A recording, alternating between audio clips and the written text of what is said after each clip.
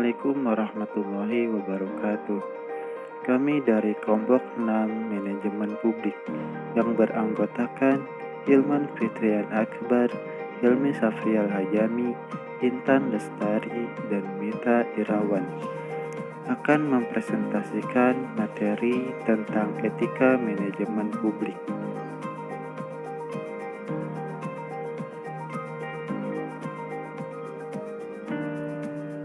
Definisi etika manajemen publik. Menurut Den Hout, dalam Keban 2008, etika pelayanan publik diartikan sebagai filsafat dan profesional standar kode etik atau moral atau right rules of conduct, aturan berperilaku yang benar yang seharusnya dipatuhi oleh pemberi pelayanan publik atau administrator publik. Selain itu, Rahman dan kawan-kawan 2010 mendefinisikan bahwa etika pelayanan publik adalah suatu cara dalam melayani publik dengan menggunakan kebiasaan-kebiasaan yang mengandung nilai-nilai hidup dan hukum atau norma yang mengatur tingkah laku manusia yang dianggap baik.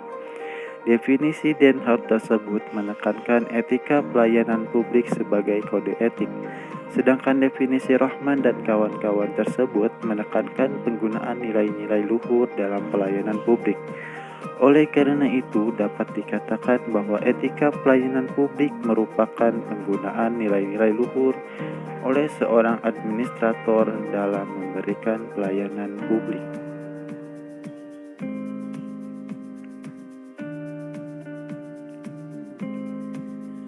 Konsep etika dalam pelayanan publik. Bertens 2010 menggambarkan konsep etika dengan beberapa arti.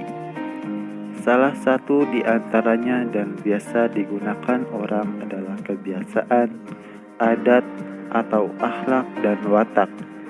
Filsuf besar Aristoteles, kata Bertens, telah menggunakan kata etika ini dalam menggambarkan filsafat moral, yaitu ilmu tentang apa yang biasa dilakukan atau ilmu tentang adat kebiasaan. Bertens juga mengatakan bahwa di dalam Kamus Umum Bahasa Indonesia, karangan Purwadaminta, etika dirumuskan sebagai ilmu pengetahuan tentang asas-asas akhlak moral. Sedangkan dalam Kamus Besar Bahasa Indonesia, Departemen Pendidikan dan Kebudayaan 1988, istilah etika disebut sebagai ilmu tentang apa yang baik dan apa yang buruk dan tentang hak dan kewajiban moral, kumpulan asas atau nilai yang berkenaan dengan akhlak dan nilai mengenai benar dan salah yang dianut suatu golongan atau masyarakat. Dengan memperhatikan beberapa sumber di atas, Bertens berkesimpulan bahwa ada 3 arti penting etika, yaitu etika sebagai nilai-nilai moral dan norma-norma moral yang menjadi pegangan bagi seseorang atau suatu kelompok dalam mengatur tingkah lakunya atau disebut dengan sistem nilai. Sebagai kumpulan asas atau nilai moral yang sering dikenal dengan kode etik, dan sebagai ilmu tentang yang baik atau buruk yang kerap kali disebut filsafat moral. Nilai-nilai dalam etika pelayanan publik. Seperti yang telah dikatakan Darwin 1999 bahwa dalam etika pelayanan publik ada seperangkat nilai yang digunakan sebagai acuan, referensi, dan penuntun bagi birokrasi publik dalam melaksanakan tugas dan kewenangan, yaitu yang pertama, efisiensi. Nilai efisiensi berarti tidak boros. Sikap, perilaku, dan pembuatan birokrasi publik dikatakan baik jika mereka efisien.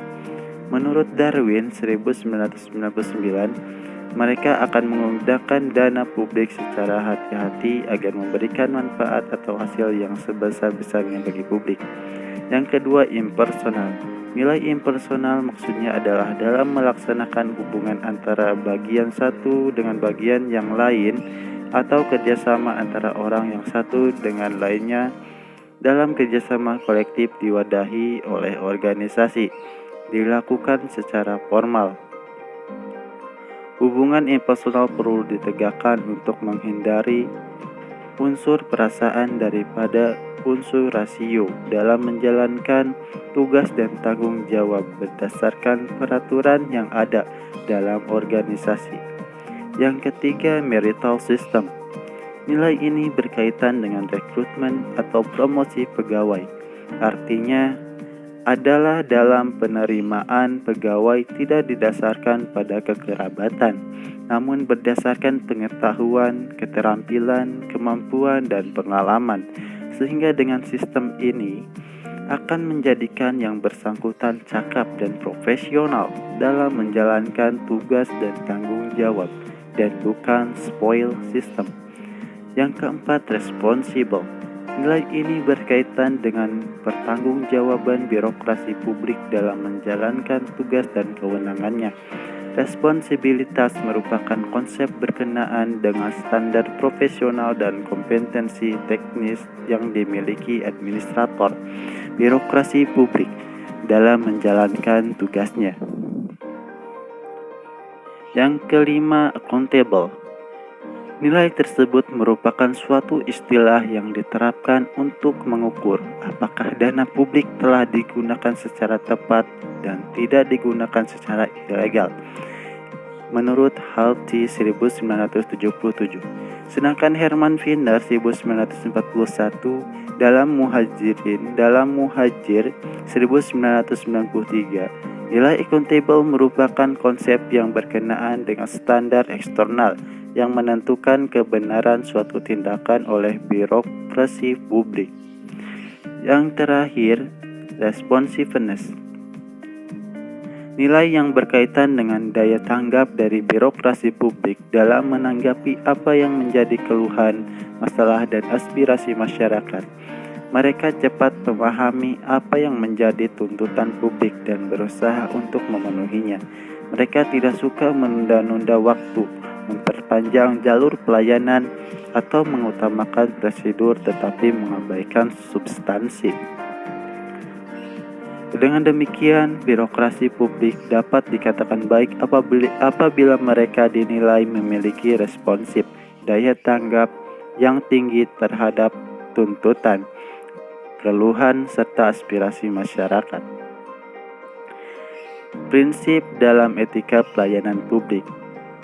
Bentuk dari etika administrasi negara menurut American Society for Public Administration, Perhimpunan Amerika untuk Administrasi Negara, menyebutkan prinsip-prinsip etika pelayanan publik sebagai berikut. Yang pertama, pelayanan. Pelayanan terhadap publik harus diutamakan. Yang kedua, rakyat. Rakyat adalah berdaulat, dan mereka yang bekerja di dalam pelayanan publik secara mutlak bertanggung jawab kepadanya. Yang ketiga, hukum. Hukum yang mengatur semua kegiatan pelayanan publik. Apabila hukum atau peraturan yang ada bersifat jelas, maka kita harus mencari cara terbaik untuk memberi pelayanan publik. Yang keempat, manajemen. Manajemen yang efisien dan efektif merupakan dasar bagi administrator publik. Penyalahgunaan, pemborosan, dan berbagai aspek yang merugikan tidak dapat ditolerir. Yang kelima, sistem dan kesempatan kerja. Sistem dan kesempatan kerja yang sama harus didukung, diimplementasikan, dan dipromosikan. Yang keenam, mengorbankan kepentingan publik. Mengorbankan kepentingan publik demi kepentingan pribadi tidak dapat dibenarkan. Yang ketujuh, keadilan, kejujuran, keberanian, kesamaan, kepandaian, dan empati. Itu semua merupakan nilai-nilai yang dijunjung tinggi dan secara aktif harus dipromosikan. Yang kedelapan, kesadaran moral. Kesadaran moral memegang peranan penting dalam memilih alternatif keputusan. Dan yang terakhir, administrator publik. Administrator publik tidak semata-mata berusaha menghindari kesalahan, tetapi juga berusaha mengejar atau mencari kebenaran. Implikasi etika bagi pelayanan publik di Indonesia. Dibutuhkan kode etik dalam pelayanan publik. Kode etik pelayanan publik di Indonesia masih terbatas pada beberapa profesi seperti ahli hukum dan kedokteran. Sementara kode etik untuk profesi yang lain masih belum nampak. Ada yang mengatakan bahwa kita tidak perlu kode etik karena secara umum kita telah memiliki nilai-nilai agama, etika moral, Pancasila, bahkan sudah ada sumpah pegawai negara yang diucapkan setiap apel bendera. Pendapat tersebut tidak salah, namun harus diakui bahwa ketiadaan kode etik ini telah memberi peluang bagi para pemberi pelayanan untuk mengenyampingkan kepentingan publik. Kehadiran kode etik itu sendiri lebih berfungsi sebagai alat kontrol langsung bagi perilaku para pegawai atau pejabat dalam bekerja. Dalam konteks ini, yang lebih penting adalah bahwa kode etik itu tidak hanya sekedar ada, tetapi juga dinilai tingkat implementasinya dalam kenyataan. Bahkan berdasarkan penilaian implementasi tersebut, kode etik tersebut kemudian dikembangkan atau direvisi agar selalu sesuai dengan tuntutan. Thank you dan terima kasih.